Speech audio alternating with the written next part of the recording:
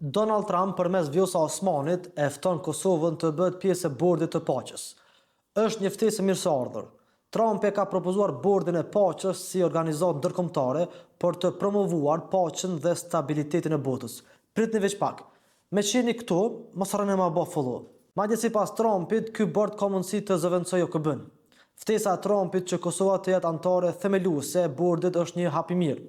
E para e punës, SBA-ja e ka ftuar Kosovën si shtet të barabartë me shtetet e tjera. Është rikonfirmim i përkrahjes strategjike të SBA-s për pavarësinë e Kosovës. Kushdo që antarësohet në këtë organizatë, pra në Bordin e Paqes, do të ulet në të njëjtën karrike si Kosova.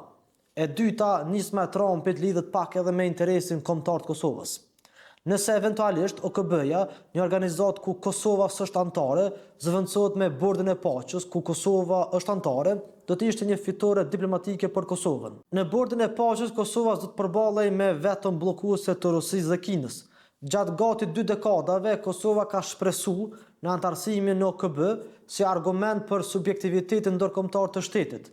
Nëse zhduket ose dobësohet relevanca e OKB-s dhe fuqizohet Bordi i Paqes, i jep Kosovës një hapësirë të re manovrimi diplomatik.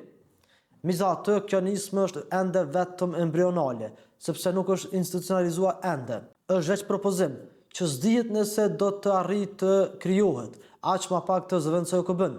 Disa vende evropiane tashmë kanë shprehur hezitimin e tyre, madje edhe kundërshtimin. Sidoqoftë, historia është dëshmitare që SBA-ja dikur e ka krijuar OKB-n, sigur themel të rendit ndërkombëtar të pas luftës së dytë botërore. Është e mundshme që SBA-ja sërish, si vendi më i fuqishëm në botë, të krijojë një forum tjetër ndërkombëtar, po aq gjithëpërfshirës sa OKB-ja.